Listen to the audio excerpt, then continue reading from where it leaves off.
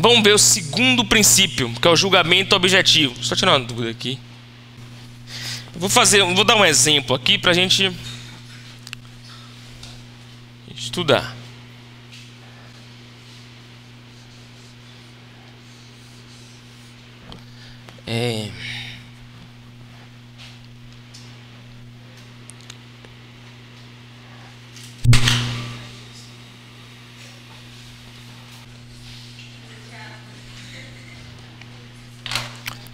Então veja, o que acontece aqui? A gente tem 4 propostas, né? Imagine que a administração pública realizou uma licitação para a compra de um carro.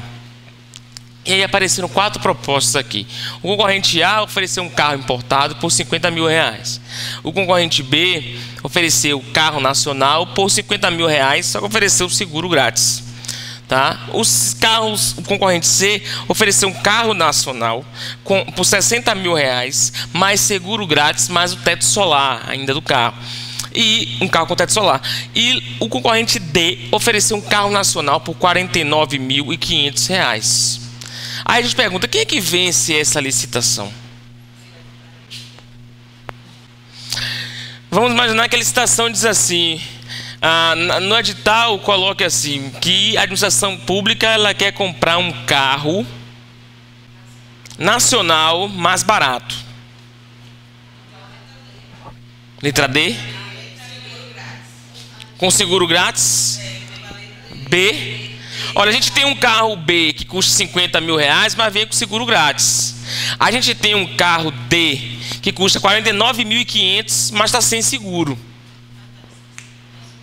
Sim. Você acha que a B, o custo-benefício é melhor, porque vem com seguro por R$500? No edital não diz. Ele ofereceu como uma vantagem para poder ser atrativo. E o que acontece aqui?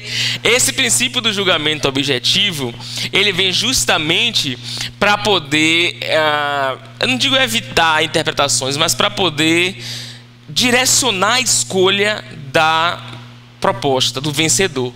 A ideia é que não se fique com essa dúvida, poxa, porque se você analisar abstratamente, é muito melhor você comprar um carro nacional por R$50 mil, que vem com seguro, do que um com R$49.500 que não tem seguro, tá? Mas o edital não pediu seguro do carro.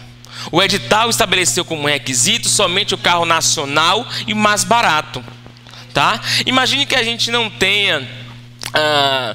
tudo vai variar de acordo com o previsto no edital. É por isso que o princípio do julgamento objetivo, ele diz que o vencedor é aquele que atende às exigências do edital. Não importa, poderia ser R$0,01 mais barato. Se aqui fosse R$49.999,99, é ele que venceria. Se fosse, sabe? Então, se for R$0,01 mais barato ou mais caro, enfim, determina quem é o vencedor. Claro, se o critério for o preço. Nesse exemplo que eu dei, ele estabeleceu 2 critérios. Primeiro, o fato do carro ser nacional. Só isso aqui, ó, podia custar aqui R$10 esse carro. Esse letra A podia custar R$10. Ele não poderia vencer, porque ele é importado. E o edital não pediu um carro importado. Ele foi claro, pediu carro nacional. Então, o julgamento objetivo, a gente tem que olhar para o critério da licitação. Então não adianta, esse aqui ofereceu seguro, ofereceu teto solar, ele poderia oferecer o que fosse aqui. Mas jamais ele poderia ser vencedor, porque o preço dele está acima do que os outros concorrentes apresentaram. Então o julgamento objetivo é justamente para nortear, para direcionar os aspectos dos requisitos dos vencedores, do vencedor da licitação. Tá? Então, se ela pede menor preço, é o menor preço. Agora, se ela pedisse com seguro obrigatoriamente, então, se ela pedisse um carro com menor preço nacional e com seguro, isso aqui já perdia, porque não atendeu um requisito. A gente tem que olhar o requisito do edital e aí sim a gente define o vencedor. Ok? Alguma dúvida aí? Na resposta, letra D. Letra D, porque ele tem o menor preço e é o carro nacional. Tá? Eu dá vontade de comprar esse, né? Mas infelizmente aí para a administração pública não tem. É claro que às vezes no Brasil a gente sempre dá um jeito, a gente não, né? Eles sempre dão um jeito. Às vezes eles direcionam, o que é que alguns, né? Não vamos generalizar. Alguns gestores fazem, eles direcionam a compra, né? Então às vezes ele quer comprar um carro daquela marca. E aí ele coloca um carro tal, com tais características, um carro com tração, um carro tal, com a roda no fundo. Então ele vai mais ou menos assim, ele faz, ele desenha o carro e, pô, só aquela marca tem essas características. Aí acaba vencendo. Tem essas coisas aqui no Brasil de direcionar até o vencedor da licitação, tá? Então, o princípio do julgamento objetivo é isso. O vencedor deve ser avaliado em critérios, em parâmetros objetivos que estão previstos no edital. Devem estar previstos no edital. Não tem essa história de o edital não falou nada de... Vamos imaginar que desse empate aqui. Seria interessante isso.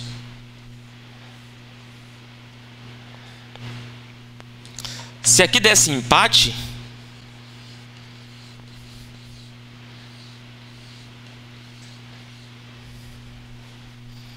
E aí, como é que a gente resolvia isso? Na D? Não, mas é empate. Empate, 50 mil, carro nacional. Mas sabe que ainda assim não pode isso? Não pode, ainda assim, tipo assim, não é que não pode, mas esse não pode ser o critério. A gente tem os critérios de desempate. A gente vai ver na próxima aula. Se empatar os vencedores, a gente tem um critério de desempate, que não tem a ver com outras coisas, não. E se ainda assim nos critérios de desempenho, porque é empresa nacional, que produz serviço nacional, enfim, aquele princípio da promoção do desenvolvimento nacional entra aí nesse critério de desempate. Se ainda assim continuar empatado até o final, sorteia. Deve fazer o sorteio. E aí vai fazer o sorteio para ver se quem vai cair, se é B ou D na história. Mas é o quê? Rezando para ver ganhar, né? Porque vem com seguro grátis. Mas é sorteio mesmo, né? Depois dos outros critérios. E terceiro, né, princípio é o princípio da adjudicação compulsória. O que é esse princípio da adjudicação compulsória? É o princípio que diz assim: o objeto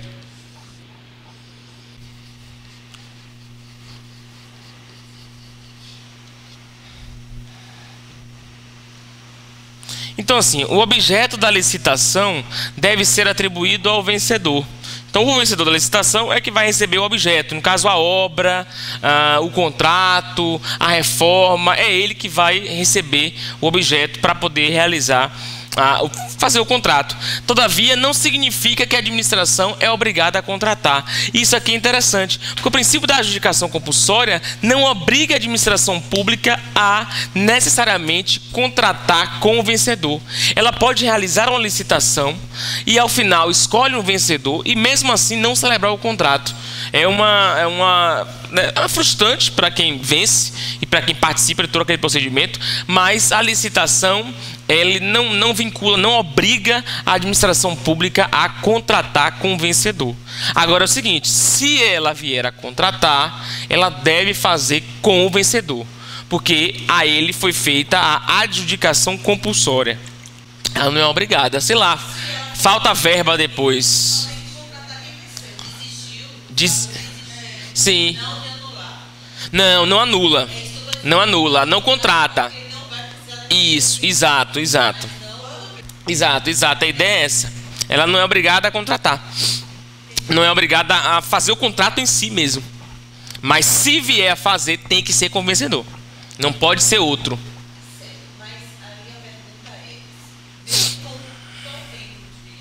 Olha, a lei não estabelece tempo para isso. Ela não estabelece tempo para isso. Aí, a lei de licitação não. Nem a Constituição, nem a lei estabelecem tempos. Aí tem que ver se tiver previsto no edital a validade. O edital pode prever essa validade, mas a lei não estabelece. É claro, se na prática, se o vencedor, a empresa vencedora, percebe que pouco tempo depois, ela pode entrar com ação na justiça, né, para poder requerer esse direito, enfim. Mas, em termos de tempo, assim, a gente não tem um prazo estabelecido. É isso. Porque se você analisa essa ideia, é injusto, né? O cara participa, a empresa participa da licitação, vem fazendo isso, mas não contrata. Então, a doutrina moderna, ela vem querendo mudar isso. Só que a doutrina não mudou a lei. Então, para concurso, a adjudicação compulsória.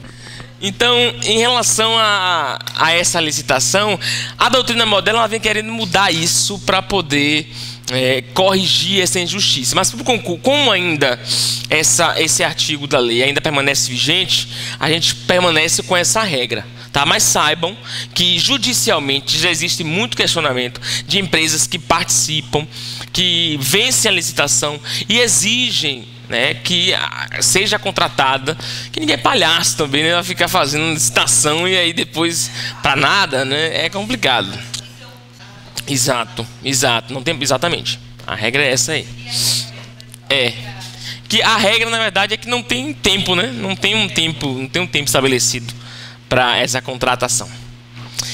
E sigilo das propostas também é um princípio específico da licitação.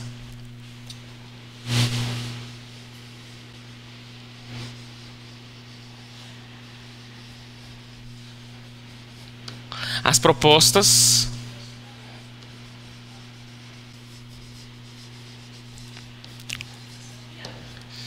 eu vou usar esse espaço aqui, mas não é a exceção ainda, tá? É porque eu preciso de espaço para escrever mais uma informação. Daqui a pouco eu coloco a exceção aqui. Para vocês terem cuidado. Não é a licitação que é sigilosa. É apenas as propostas. Exato. Só para vocês terem cuidado.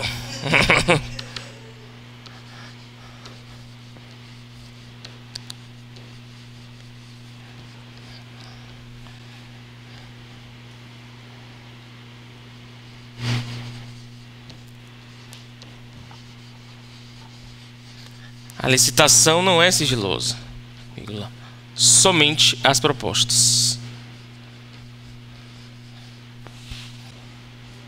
Não, o que acontece? O que é esse princípio da sigilo das propostas?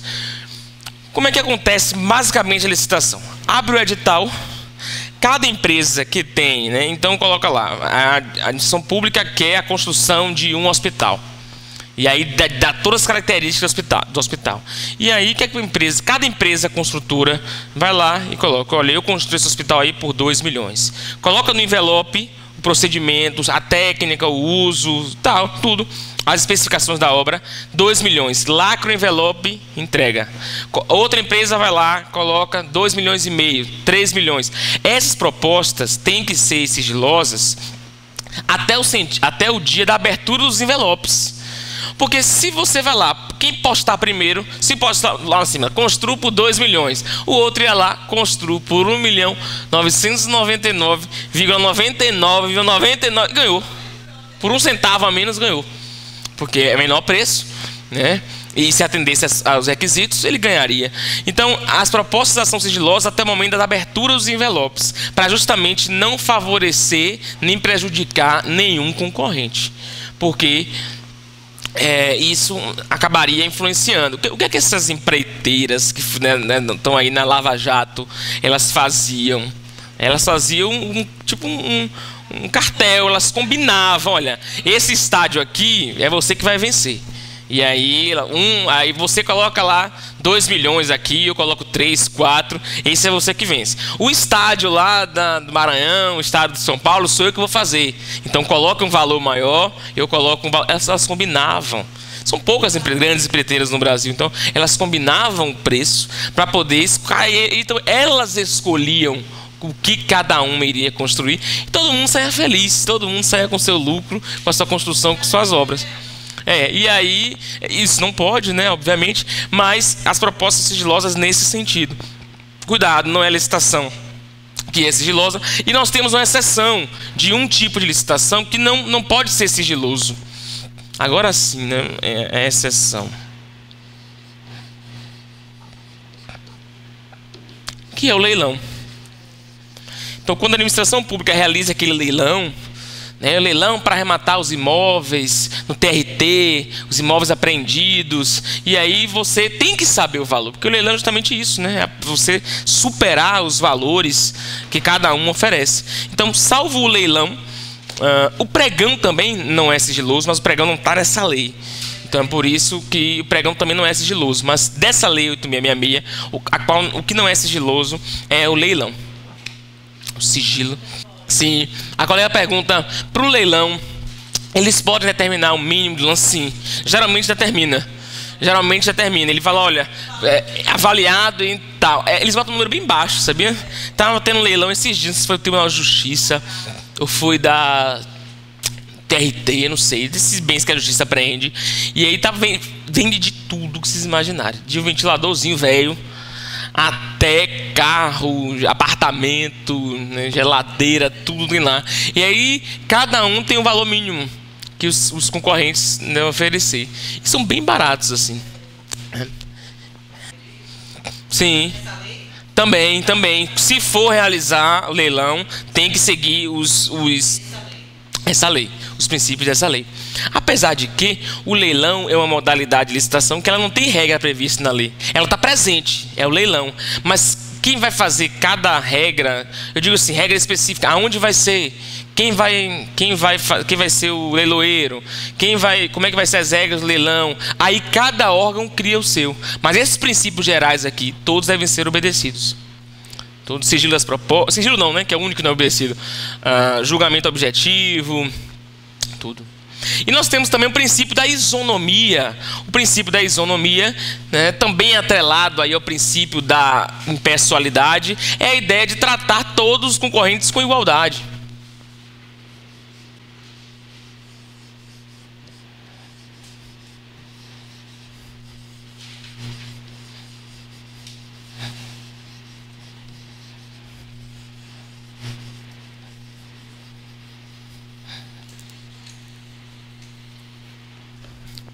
Sem discriminação. É claro que não é um princípio absoluto, porque a própria lei traz uma discriminação. A própria lei diz que produtos manufaturados, eles podem ter preferências. A própria lei diz que empresas brasileiras têm preferência sobre empresas multinacionais. Mas em regra, o princípio da isonomia prevalece para defender aqueles que estão em condições iguais. Tá? Não pode haver discriminação, não pode haver aí nenhum prejuízo ou favorecimento a candidatos, salvo aquele previsto das empresas brasileiras.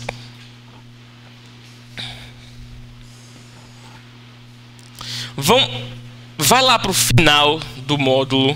A gente tem questões aí.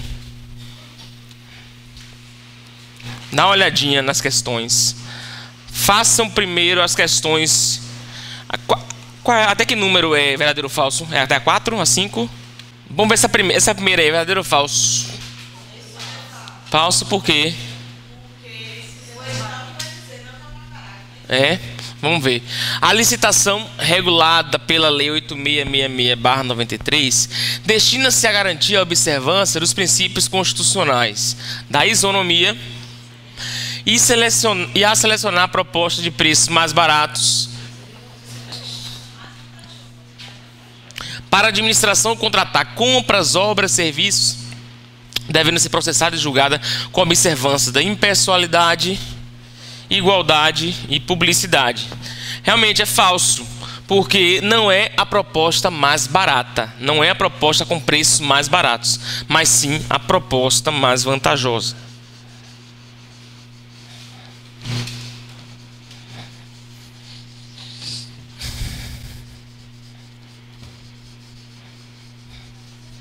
Proposta mais vantajosa. Tá? 2. O princípio da vinculação ao instrumento convocatório é dirigido tanto à administração pública quanto aos licitantes. Verdade. A vinculação ao instrumento convocatório do edital obriga tanto a administração pública quanto os licitantes. Ambas devem obedecer. Então isso aqui é falso, segundo verdadeiro. 3. A desclassificação do licitante Não, eu estava na dúvida se essa questão, se eu tinha dado esse assunto. A desclassificação do licitante, motivada pelo não atendimento às exigências constantes no instrumento convocatório do certame, tá, está diretamente relacionada com o princípio da vinculação ao edital. Verdade. Verdade, porque é o seguinte, se ele vai ser, a gente não viu ainda a parte específica de como ele é desclassificado, o que é que ele pode fazer, recurso e tal. Mas se ele é desclassificado da licitação, é por um motivo simples. Ele não preencheu aos requisitos que o edital trouxe. Então, sei lá, ele pode não trazer algum documento, a gente vai ver na próxima aula que ele tem que comprovar a habilitação técnica, são 5 habilitações: técnica, jurídica, financeira, trabalhista, tributária. Então ele tem que comprovar essas 5 habilitações para poder concorrer. Além da proposta que ele vai oferecer, ele tem que comprovar.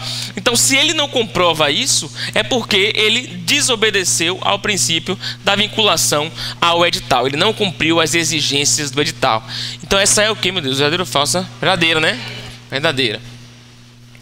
4. A administração não pode descumprir as normas e condições do edital, ao qual se acha estritamente vinculada, exceto em relação às exigências não previstas em lei, que poderão ser dispensadas após a abertura dos envelopes de habilitação, a fim de conferir maior competitividade ao certame.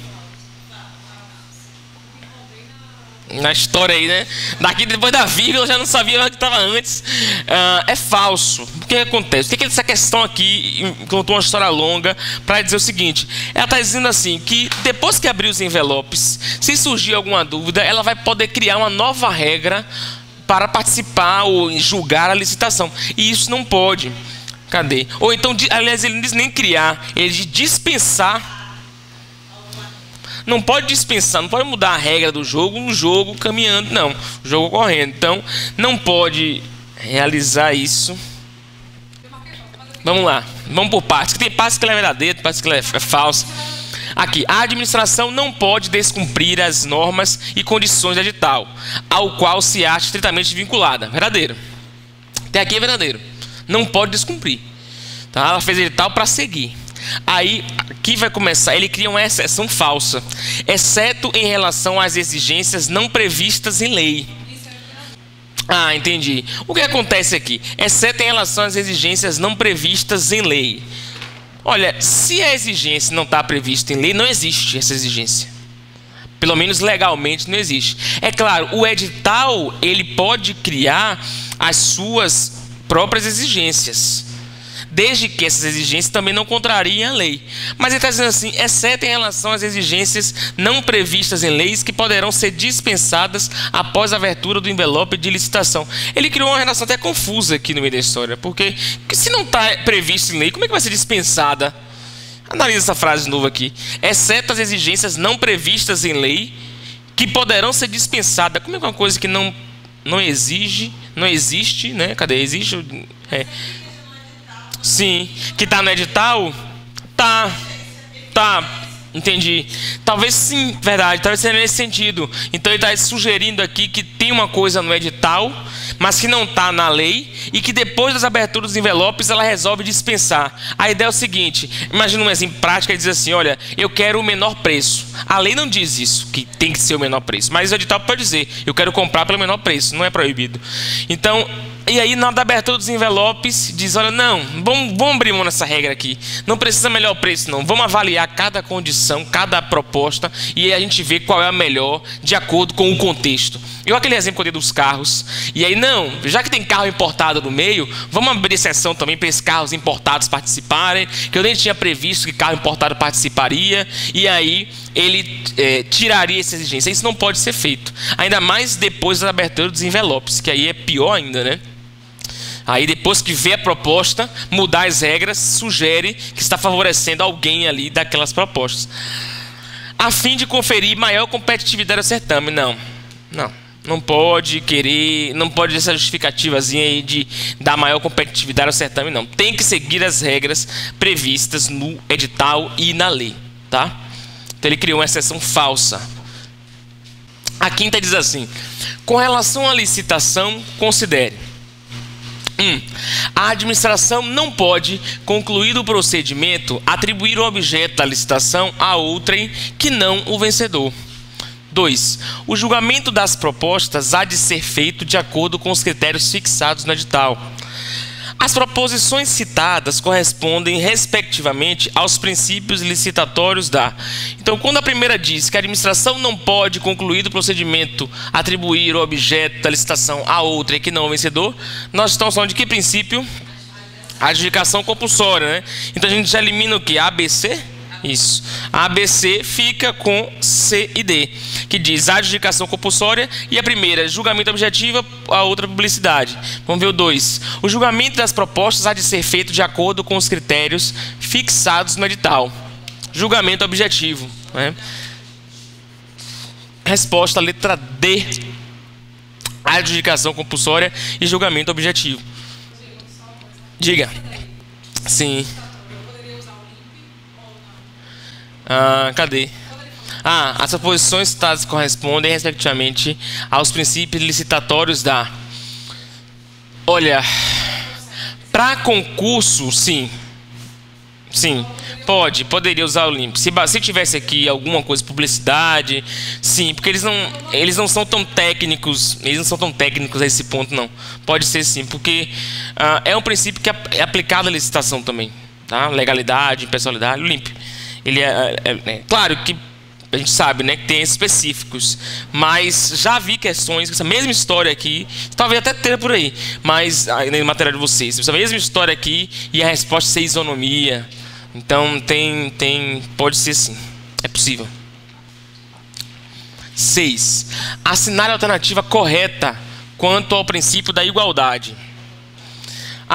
Os atos administrativos devem ser justificados expressamente, com indicação de seus fundamentos de fato e de direito. Não, isso aqui não é princípio, isso aqui até é verdade. A frase é verdadeira, mas isso aqui é o princípio da motivação. Acho que talvez vocês vejam isso constitucional. Não, vocês não veem isso não, porque isso é processo. Princípio da motivação.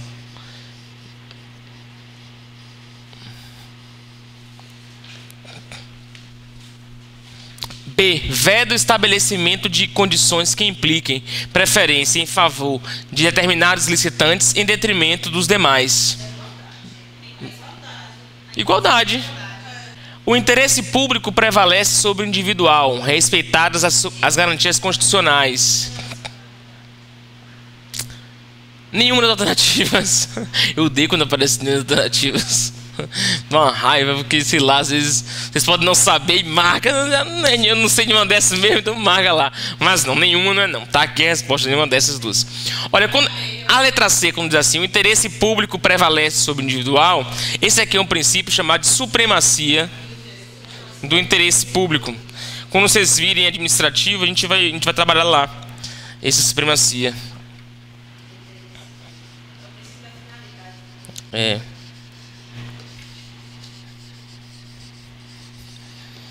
Olha, o princípio, quem foi? O princípio da velho estabelecimento de condições que implique preferência em favor de determinados licitantes em detrimento dos demais.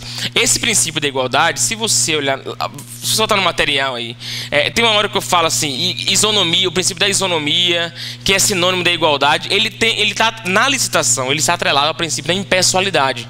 São conceitos afins, tá? Então aqui a igualdade e impessoalidade vai ter a mesma ideia de você não discriminar, de você não prejudicar, não favorecer. É princípio da igualdade que poderia vir aqui também como isonomia.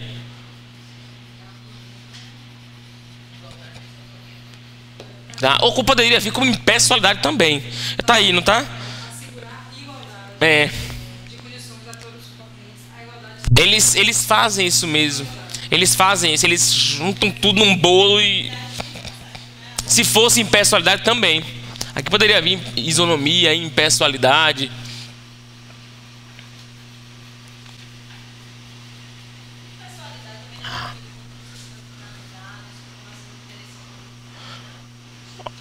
Opa, peraí. A colega está perguntando se impessoalidade tem a ver, olha, com o princípio da supremacia do interesse público. De certa forma, todos os princípios estão ligados uns aos outros aqui no direito administrativo, porque todos visam a regulamentar uma atuação do poder público, mas cada um tem um aspecto que foca mais. A supremacia do interesse público sobre o privado é mais para garantir de forma geral que o interesse público deve prevalecer sobre o interesse privado nas situações. O da impessoalidade é aquela coisa, a proibição de discriminações, né, de tratamento discriminatório, favorecimento. A igualdade, no plano teórico, né, a igualdade é bem parecida com a impessoalidade, mas a igualdade é aquela história assim de tratar os iguais de forma igual e os desiguais de forma desigual, né, para você alcançar a justiça, o equilíbrio. Então tem mais ou menos a ver com isso aí. Só que para a licitação acaba tendo uma confusão dos autores, não dos autores, os autores não confundem isso, mas a própria concurso mesmo, tá? A própria banca examinadora.